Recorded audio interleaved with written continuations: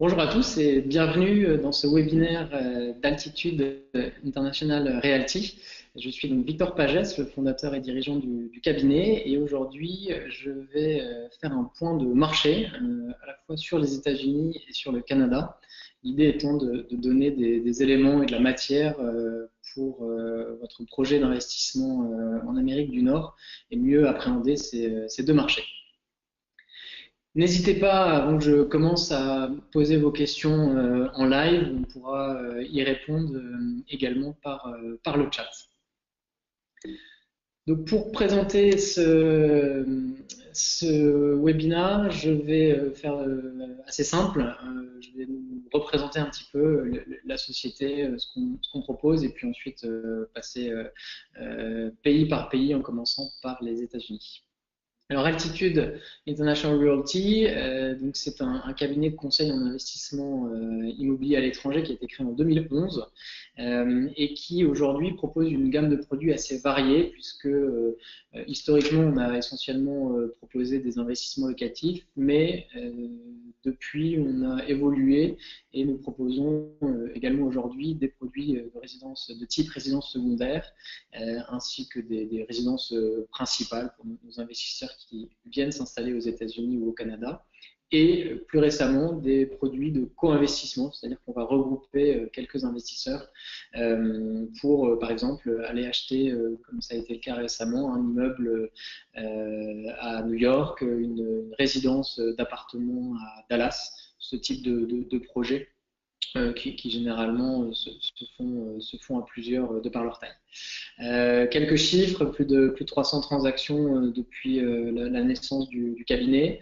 On est présent aujourd'hui sur 12 villes avec 3 bureaux, 2 villes au Canada, Montréal et Québec, une dizaine de villes aux États-Unis, et donc un bureau central à Paris, ainsi qu'un bureau à Miami et un bureau à New York. La valeur ajoutée du cabinet aujourd'hui, elle est triple. Le premier élément, c'est que nous sommes vraiment capables d'avoir du recul, une vue d'ensemble sur les différents marchés sur lesquels nous travaillons, ainsi qu'une vue d'ensemble sur les pays sur lesquels nous travaillons. Comme je l'ai évoqué, on a un catalogue de produits assez vaste. Deuxième compétence, c'est vraiment l'expertise que l'on a et que l'on cultive sur tous les sujets qui regroupent un projet immobilier, notamment des réflexions et des projets qui se pensent d'un point de vue fiscal, qui se pensent d'un point de vue juridique. La mise en conformité également est vraiment important. Donc on va travailler, on a cette compétence et on va travailler bien évidemment quand cela est nécessaire avec des confrères avocats, fiscalistes, notaires, etc. Et puis, troisième valeur ajoutée, c'est le fait que nous accompagnons nos clients dans la durée. C'est quelque chose auquel on tient beaucoup. Et notre process en fait d'accompagnement est assez simple, c'est-à-dire qu'on va travailler classiquement avec notre casquette d'agent immobilier jusqu'à ce que la transaction soit effectuée. Et à partir de ce moment-là, on va rajouter en fait 12 mois après que le titre de propriété soit émis pour justement faire en sorte que nos clients ne soient pas seuls, soient accompagnés sur différentes problématiques de gestion, d'assurance, de faire un premier exercice fiscal.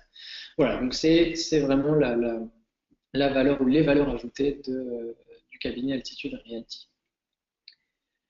Je vais donc commencer par faire un point de marché sur les États-Unis, donc avec des statistiques qui sont essentiellement datées du premier trimestre 2017 ou un comparatif entre ce début de l'année 2017 et puis l'année 2016.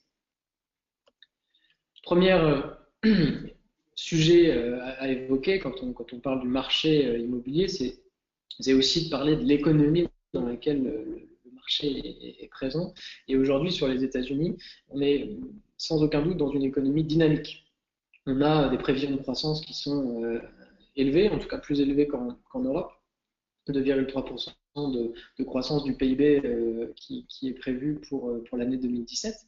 On a un taux de chômage qui ferait des envieux de notre côté de l'Atlantique, puisqu'on est en dessous des 5%. On a des taux directeurs, on le sait tous, qui sont très très bas. Alors, ils sont en train d'augmenter petit à petit. On est aujourd'hui, hein, ce qu'on appelle les Fed Funds sont environ à 0,91%, donc vraiment très bas d'un point de vue historique. Je ne pense pas que la remontée des taux se fasse de manière aussi brutale que ce que l'on a connu au milieu des années 2000, ce qui d'ailleurs avait été le déclencheur de la crise des subprimes. En revanche, ce qui est sûr, c'est qu'on est reparti sur un cycle haussier avec des hausses certainement régulières dans les prochains mois et les prochaines années. Dernier élément macroéconomique, c'est le taux de change. Un taux de change euro-dollar US qui nous est aujourd'hui assez favorable, puisque pour 1 euro investi, vous avez l'équivalent de 1,12 $, ce qui vous donne un pouvoir d'achat supplémentaire. C'est un taux de change qui a été pire il y a quelques mois, on était plutôt autour de 1,03, mais c'est aussi un taux de change qui a pu être au-dessus de 1,20, 1,30 il y a quelques années. Alors, le marché immobilier, première grande statistique, c'est l'évolution des prix à l'échelle nationale sur un an, donc entre le premier trimestre 2017 et le premier trimestre 2016. Et cette statistique, c'est une progression de 6% sur un an des prix à l'échelle nationale. Évidemment, le territoire américain est très vaste. Il y a des disparités entre les territoires, entre les villes. On le voit sur ce graphique qui reprend quelques-unes des grandes agglomérations américaine, mais donc en moyenne on est à plus 6%, et c'est la tendance actuelle, y compris sur l'année 2016 et sur les prévisions 2017. Voilà pour la première vision du marché immobilier américain. Lorsqu'on regarde la typologie des biens qui sont vendus, que ce soit des maisons ou des appartements, ou bien les deux en même temps, on s'aperçoit d'une chose, c'est que finalement cette augmentation des prix, c'est à peu près la même sur ces différents produits, environ 5,5-6%, et que le prix médian qui est présenté sur cette slide est aussi très, très homogène à l'échelle nationale, encore une fois, puisqu'on tourne autour de 240 000 $ environ de prix médian, que ce soit pour une maison, un appartement ou ces deux typologies de produits confondus. Donc on est vraiment sur un marché immobilier à l'échelle nationale qui se porte mieux. Ce qu'on répète toujours chez Altitude Realty, c'est que la fin de la crise des subprimes, on arrive à la dater maintenant avec le recul. Elle se situe finalement il y a seulement 3-4 ans, puisqu'on la situe entre fin 2012 et l'année 2013. C'est à partir de ce moment-là que les prix sont repartis vers le haut. Donc on est vraiment au début d'un cycle économique et d'un cycle immobilier aussi.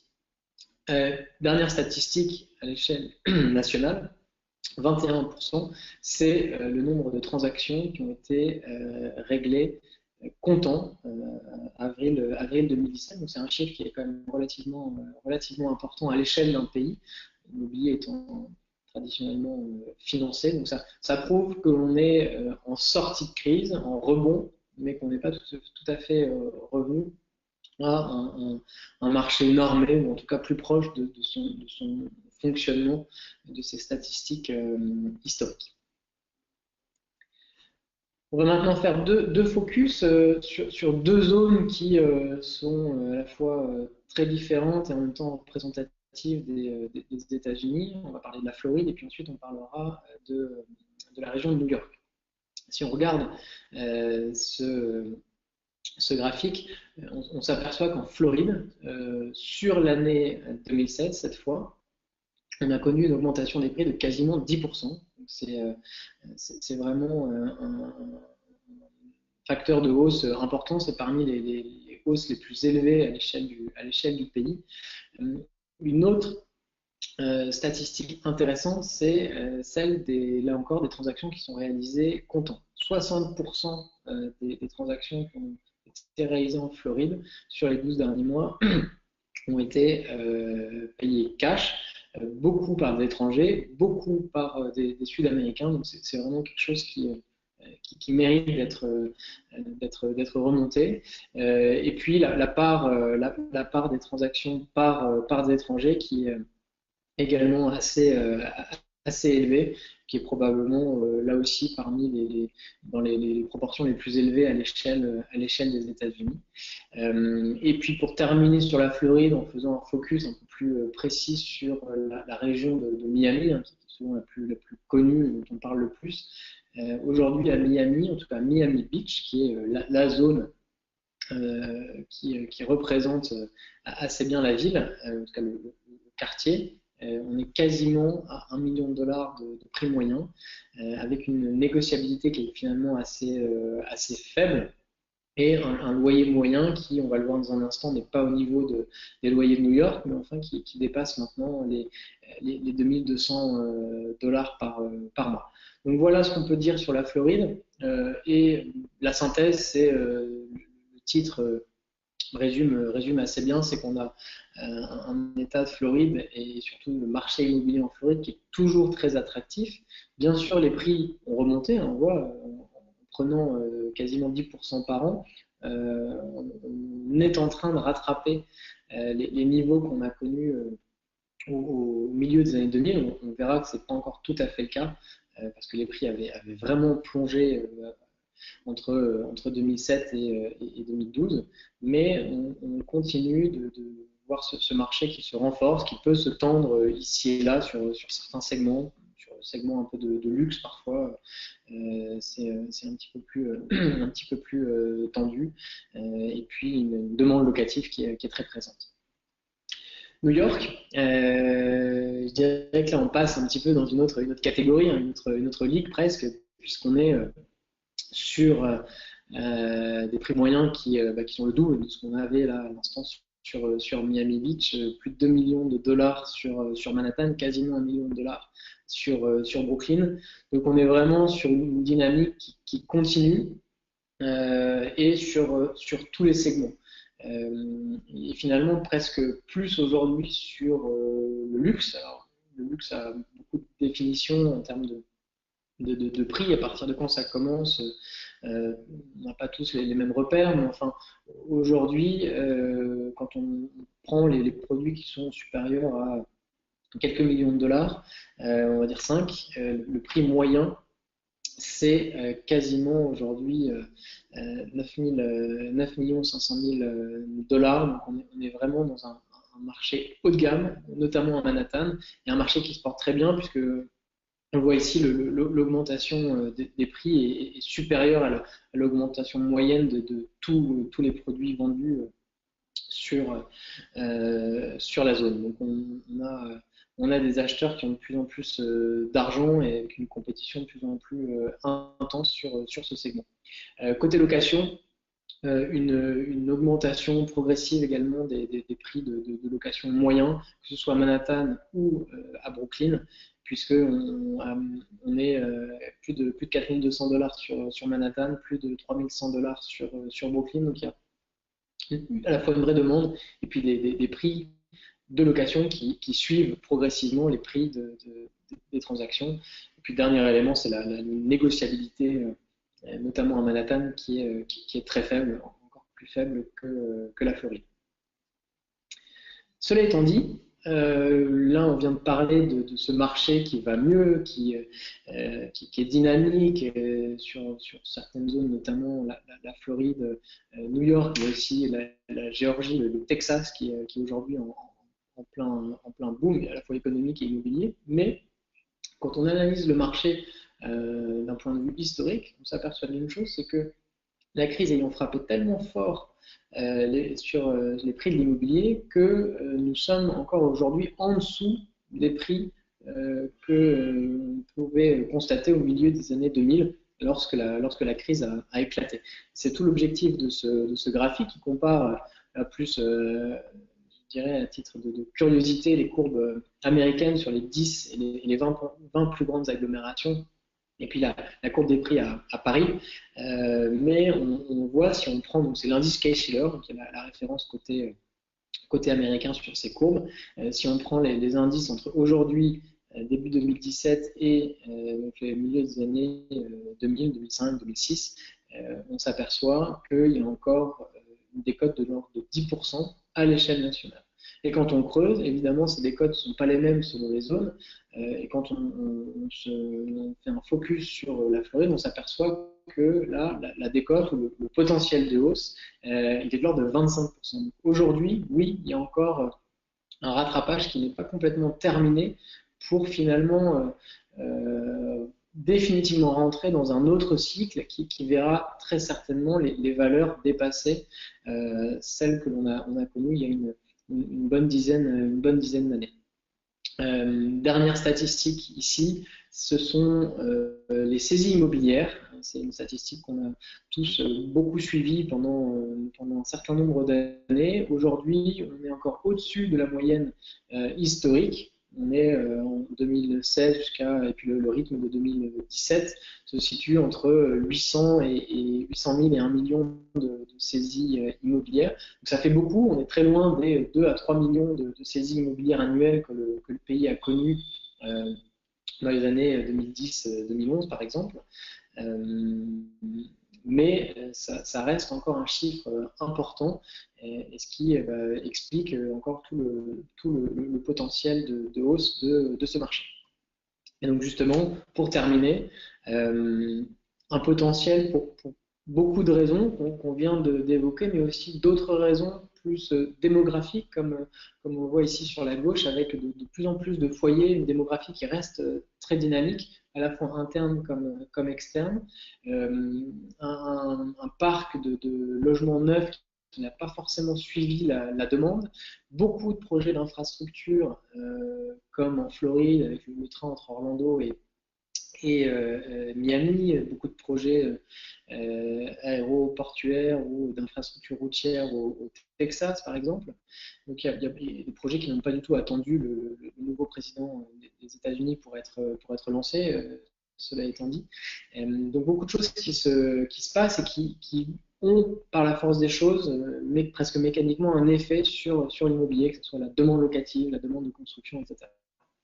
On a un taux de propriétaire qui est assez bas, en tout cas plus bas que la moyenne historique, et nous pensons que c'est un taux qui ne reviendra peut-être plus au niveau qu'on a connu ces dernières décennies parce que les mentalités ont changé, les modes d'habitation, de consommation ne sont plus les mêmes, les générations, les fameux millennials vont très certainement vouloir un mode de vie plus flexible. Et donc, d'un point de vue de l'investissement, cela fait sens, puisqu'on aura très certainement en face de ce taux de propriétaire plus bas, eh bien, une demande locative qui restera très constante et très forte. Et puis enfin, la fiscalité, une fiscalité qui est déjà attractive, c'est pas vraiment l'objet du webinaire du jour, mais si les mesures du programme de Donald Trump sont votées dans les prochains mois, il se peut que la fiscalité, notamment pour les investisseurs immobiliers, eh bien, rende justement ces projets aux États-Unis encore plus attractifs. Donc voilà pour les États-Unis. On va passer maintenant au marché canadien avec, pareil, une approche assez économique. Et puis, finalement, quand on regarde là cette première slide, on s'aperçoit que le voisin canadien se porte plutôt bien, puisqu'on a des taux toujours très bas, des perspectives de croissance intéressantes. On a un taux de chômage qui est un petit peu plus élevé, mais enfin, qui fait assez envie, encore une fois, par rapport aux taux que nous connaissons en France ou en Europe. Et puis, un effet change qui là est encore plus séduisant pour nous, détenteurs d'euros, puisqu'aujourd'hui, pour 1 euro, vous avez 1,48 $, donc vous avez là, pour le coup, un vrai pouvoir d'achat supplémentaire qui peut presque à lui seul venir justifier un projet d'investissement au Canada. Le marché national est en progression de l'ordre de 4,3% par an, mais c'est un marché qui, pour bien le comprendre, qui est en tout cas sur la hausse des prix, qui est vraiment tiré par les deux agglomérations principales du Canada anglophone que sont Vancouver et Toronto.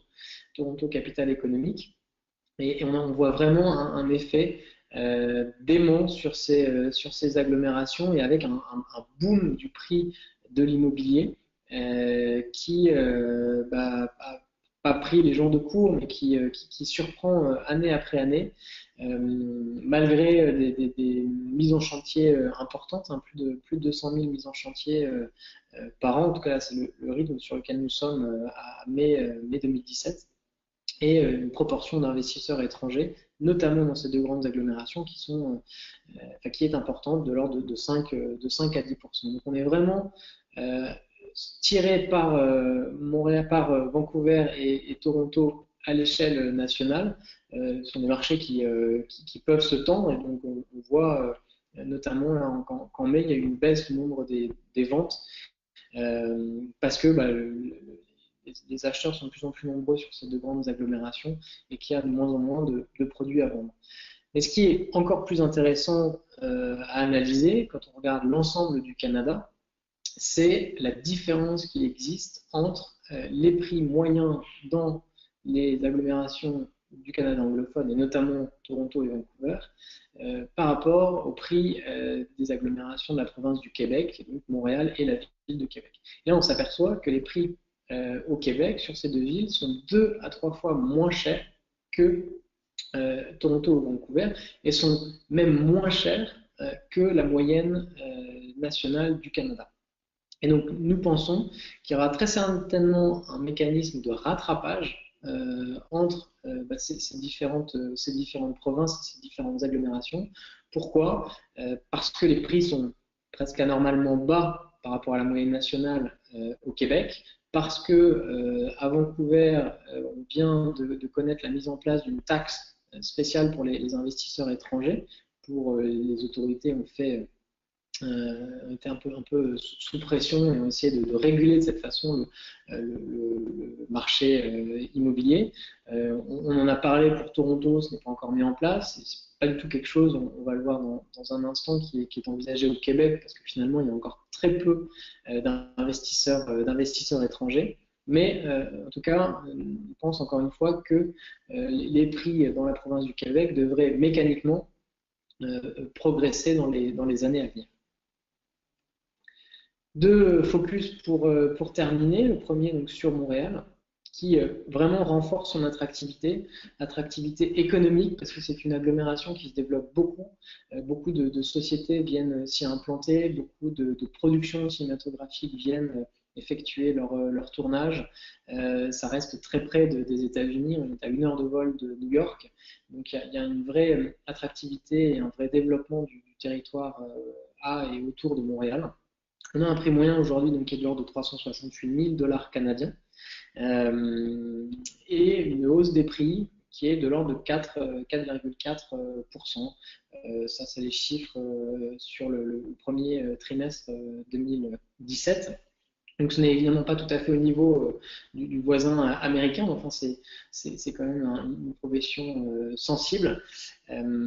Et on s'aperçoit, ce que je disais à l'instant, c'est que la proportion de propriétaires étrangers est finalement très faible, voire marginale, très marginale par rapport à Vancouver, encore une fois, ou à Toronto. On est à 1,7% de propriétaires étrangers. Donc on n'est pas dans un marché qui est en surchauffe par l'afflux massif d'étrangers, comme c'est le cas ailleurs au Canada, ou comme ça peut être le cas en Floride pour les États-Unis. On est dans une grande agglomération, donc le taux d'inoccupation est assez faible. Ça, c'est un facteur important, puisque vous êtes à peu près sûr qu'un bien qui se libère parce que votre locataire s'en va, eh bien, vous allez relouer de manière assez sereine et surtout assez rapide. Et on a un loyer moyen qui effectivement est assez bas pour une agglomération de cette taille, mais qui est aussi quelque part cohérent par rapport au prix de marché. Mais on pense que également sur la partie location, loyer, on va voir progressivement, même si c'est quelque chose qui est assez encadré, surveillé par les autorités, que les loyers vont augmenter dans les années à venir. Et puis donc Québec est un petit peu moins connu, en tout cas de notre côté de l'Atlantique, mais qui est une agglomération assez dynamique. C'est une agglomération qui fait un peu plus de 800 000 habitants, qui a connu une hausse de manière assez calme, on va dire, là, sur les premiers mois de l'année, plus 1%. On a un prix moyen qui est de l'ordre de 100 000 $ inférieur à ce que l'on a sur Montréal, 266 000 $ canadiens en moyenne. Encore moins de propriétaires étrangers. Mais c'est peut-être la statistique à retenir, c'est qu'on a un loyer moyen qui finalement est au même niveau, voire légèrement supérieur à ce que l'on connaît à Montréal, 808 $ par mois. Et donc le ratio loyer sur prix est plus intéressant effectivement à Québec. Et c'est vrai qu'on peut trouver des opportunités intéressantes sur cette ville parce que les loyers sont quand même relativement élevés avec des prix encore inférieurs. Donc le Canada et puis le Québec en particulier, et je conclurai par ceci, c'est vraiment un marché qui est patrimonial, qui est très stable. On a des augmentations de prix qui sont intéressantes, qui ne crèvent pas les plafonds, mais qui sont en tout cas régulières. On a des prix qui sont décotés par rapport à la moyenne nationale, et tout laisse à penser qu'il va y avoir un rattrapage progressif par rapport au Canada anglophone, et on n'est pas du tout sur un marché qui est saturé par des étrangers. Donc il y a encore une belle marge de progression pour se positionner sur ce marché et effectuer un investissement qui soit locatif ou même un investissement de type pied-à-terre ou résidence secondaire. Voilà, mais écoutez, je vous remercie de votre attention. N'hésitez pas, si vous avez la moindre question, vous pouvez nous contacter sur notre site par téléphone et nous serons ravis de répondre à vos questions. Excellente journée à vous tous. Au revoir.